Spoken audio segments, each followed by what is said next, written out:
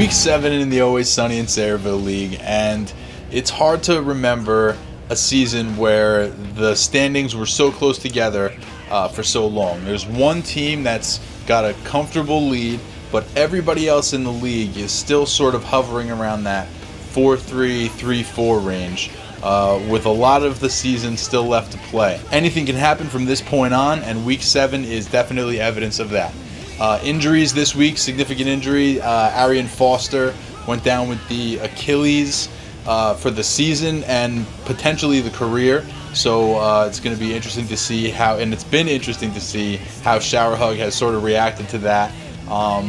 Making some trades, potentially making some more trades. We'll find out a little bit about that a little bit later in the show. Aside from Foster, no other real injuries of note. The top scorer of the week with 42.6 points was Lamar Miller, running back from the Toddler Fight Club, the resurgent Toddler Fight Club. And for a little bit more on that matchup and to hear a little bit about his trade situation, let's go live to the field right now and speak with the GM of the Toddler Fight Club, Albert Pirro. Albert, take it away. Albert Pirro here, owner of the Toddler Fight Club. Just making sure we have a representative from the Always Sunny League at MetLife Stadium every week. Reporting to you live from the stadium. As the game goes on, I'll give you a couple updates, what's happening, what's shaking down. There's a couple trade talks happening right now. Bobby J and I are working on separating him from his favorite boy, Aaron Rodgers. So we'll work that when we can, and I'll come back to you during the game. Team Toddler Fight Club here. This is our group in the 13th row here in the East End Zone at MetLife Stadium. Mark Goldberg, Wes Weingartner, and my good friend Damon Tomasini. I haven't seen it forever. Joining us here on the update. So the Giants are down by 3, just made a nice third down stand. Gonna get the ball back right now.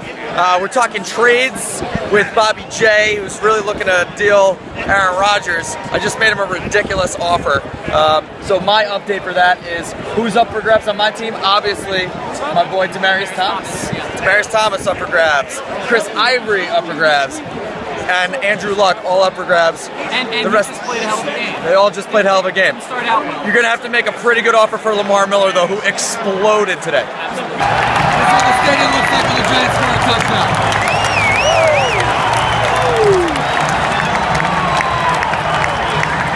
It is called MetLife Stadium.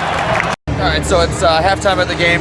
We are blessed with the Baha Men singing Who Let the Dogs Out at the game. Yeah, terrific. Giants haven't played well, but they're still in the game, so that's good. For trades out there,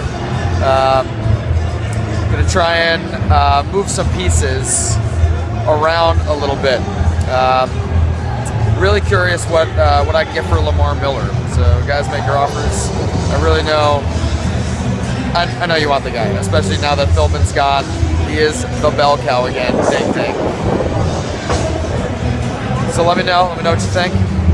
Those are the Baja Men back there. I really hope you're enjoying the Baja Men as much as I am. My dick has never been softer. All right, so it's the 2-minute warning. What's the score, Marky? It's 27-20 Giants. All right, 27-20 Giants. The Cowboys are driving. Giants just got a big sack going in. Really a fun game overall. For sure. The second half has been exciting. Dwayne Harris with a big kickoff return for a touchdown. Unbelievable stuff here. You will notice this video is slightly different from last week's video from here because one of the guys I'm with is not sleeping. Everyone's awake in my group. So that's really important when you go to a game, you pay for tickets and things, like you actually watch the game. So that was very important. It's a good point. Well, and this is the scene at MetLife as the Giants are in victory formation, kneeling on the football after a crazy muff punt by Cole Beasley. I'll take it. All right, so this is the Toddler Fight Club signing off from MetLife Stadium. Thank you guys. Hope to see everybody December 6th. I think we're going to do that at somebody's house, right? And hope we can all work some trades out. Bobby J. I can't wait to take Aaron Rodgers from you, and Gronk, and TJ Yeldon. It's going to be really fun to watch your first 2 picks beat you. It'll be really fun. All right, guys, have a great day. All right, thank you very much, Albert. Now, Lamar Miller's awesome day helped Toddler Fight Club to the highest score of the week, and that is good enough, certainly, for honorable mention for this week's hero. But it should also be noted that in that same game, the second highest score of the week was scored, and it's never good to be in that situation. You're the second highest scoring team in the league, and you lose because you ended up running up against the guy who scored the most points. That's where Bootleg Crableg found himself this week. This week's GOAT is Mr. John Ortiz, who lost his game 148.8 to 140.2. Going into the Monday night game, Bootleg Crableg was down 44.6 points. He had 3 players left to play and a very real possibility of coming from behind for the victory. CJ OK put up an 18.2. Steve Smith Sr., not to be confused with Steve Smith Jr., put up a 12.8, and kicker Justin Tucker tacked on 5 points. If you're scoring at home, that's 36. The Bootleg Crableg fell 8.6 points short of a come-from-behind victory. Dramatic? Yes.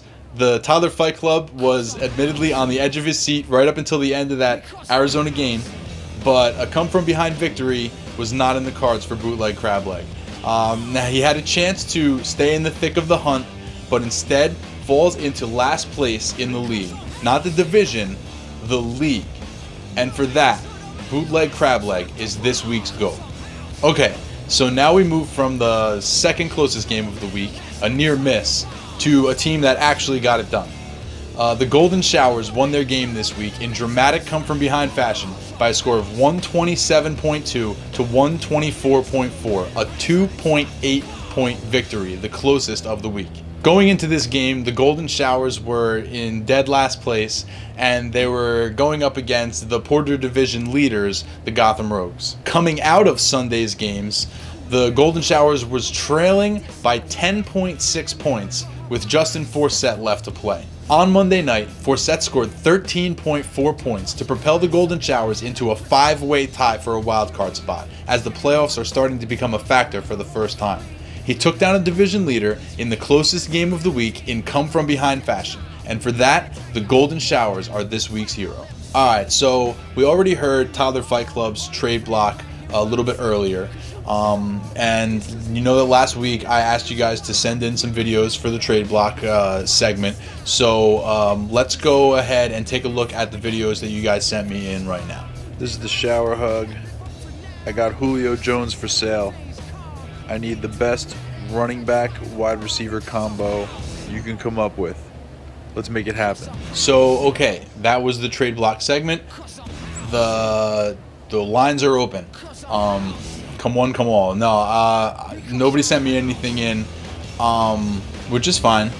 The trade market has started to heat up. I am pretty much the main cause of that, but in general, people are starting to get things moving. We had a couple trades go down over the last couple days. It seems like via Facebook, guys are talking back and forth, which is good. So as long as you guys are communicating and you don't feel the need to use this as a platform, I'm cool with that.